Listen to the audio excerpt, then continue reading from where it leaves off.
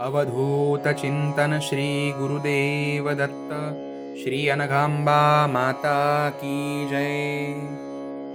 आज आपण श्री अनघाष्टमी व्रताची माहिती घेऊया। भगवान श्री दत्तात्रेय आणि त्यांची सहधर्मचारिणी शक्ती स्वरूपिणी माया श्री अनघा माता या अनघ दंपतीच्या उपासनेचे व्रत म्हणजे श्री अनघाष्टमी। प्रत्येक महिन्यातील कृष्ण पक्षातील अष्टमीला हे व्रत केले जाते। तसेच या व्रताची सुरुवात मुख्यत्वे मार्गशीर्ष किंवा माघ महिन्यातील कृष्ण अष्टमीला केली जाते। परमहंस परिव्राजकाचार्य श्रीमद वासुदेवानंद सरस्वती स्वामी महाराजांच्या श्री दत्तपुराण आणि श्री दत्त महात्म्य या ग्रंथात या व्रताची मुख्य तिथी माघ कृष्ण अष्टमी सांगितली आहे। तर भविष्योत्तर पुराणाअंतर्गत दत्तपुराणात मार्गशीर्ष कृष्ण अष्टमी असा उल्लेख आहे।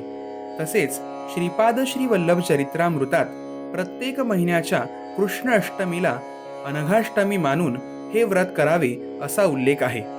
हे व्रत श्री दत्त संप्रदायातील अतिशय दुर्मिळ आणि अनमोल असे आहे, जे सर्व स्त्री पुरुष यांना संतती, संपत्ती, विवाह सौख्य व शांतीसाठी अतिशय फलदायी ठरते। श्री अनघाष्टमी व्रतपूजन प्रत्येक महिन्यातील कृष्ण अष्टमीला करावे। काही कारणास्तव कृष्ण अष्टमीला शक्य न झाल्यास शुक्ल पक्षातील अष्टमीला अनघाष्टमी मानून हे व्रत करावे। किमान 1 वर्षभर तरी हे व्रत करावे। व्रताच्या शेवटी दुसऱ्या व्रतेच्छुकाला व्रताचा वसा देऊन पुढे व्रत दृढतापूर्वक चालू ठेवावे। व्रताच्या दिवशी उपवास करावा। केवळ दूध किंवा फलाहार घ्यावा। व्रत करताना मनाने आणि शरीराने शुचिर्भूत असावे। महत्त्वाचे म्हणजे पूजेला बसण्या अगोदर स्नान करून शुचिर्भूत होणे आवश्यक आहे। व्रताला सुरुवात करण्यापूर्वी घरातील वडीलधाऱ्या मंडळींना नमस्कार करावा। एक नारळ आणि एक विडा देवघरातील कुलदेवतेला ठेवून पूजेस आरंभ करावा। पोथीमध्ये दिल्याप्रमाणे पूजेची मांडणी करावी। अनघा दत्त मूर्ती नसल्यास कलशावरील ताम्हणात 2 सुपाऱ्या ठेवाव्यात आणि श्री अनघ दत्तांचे आवाहन करावे। संकल्प करताना आपली इच्छा देवांना सांगावी। व्रत करताना लाल पिवळ्या रंगाचा धागा व्रतसूत्र म्हणून पूजेत ठेवावा। ते व्रतसूत्र स्त्रियांनी आपल्या डाव्या हातात तर पुरुषांनी आपल्या उजव्या हातात धारण करावे। दर अष्टमीला जुने व्रतसूत्र काढून विसर्जित करावे आणि पूजेत ठेवलेले नवे व्रतसूत्र धारण करावे। व्रतपूजनानंतर कथा वाचून आरती करावी आणि श्री सिद्धमंगल स्तोत्राचे किमान 11 वेळा पठण करावे। सायंकाळी देवाला नैवेद्य दाखवावा आणि प्रसाद आपण ग्रहण करावा। दुसऱ्या दिवशी सकाळी शुचिर्भूत होऊन देवांची पंचोपचार पूजा करावी। दूध साखरेचा किंवा दूध भाताचा नैवेद्य दाखवून आरती करावी।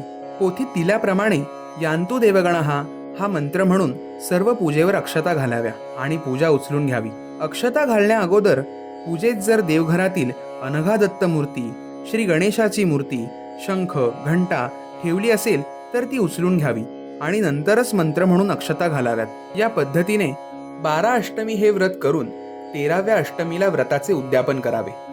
उद्यापनाचे दिवशी नेहमीप्रमाणे व्रतपूजन करून शक्य असल्यास श्री सत्यदत्ताचे पूजन करावे आणि यथाशक्ती ब्राह्मण भोजन घालावे।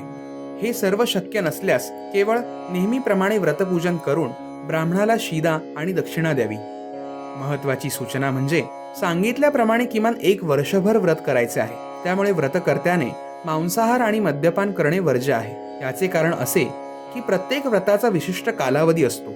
जसे की नवरात्र उत्सव, चातुर्मास या व्रताचा जो काही कालावधी असतो त्या कालावधीपर्यंत आपण त्या व्रतासंबंधित सर्व नियम काटेकोरपणे पाळतो। त्याचप्रमाणे अनघाष्टमी व्रत हे 1 वर्षभराचा संकल्प आहे। त्यामुळे ज्यांना हा महत्त्वाचा नियम पाळणे शक्य नाही त्यांनी श्री अनघा दत्तात्रेयांचे केवळ नामस्मरण करावे।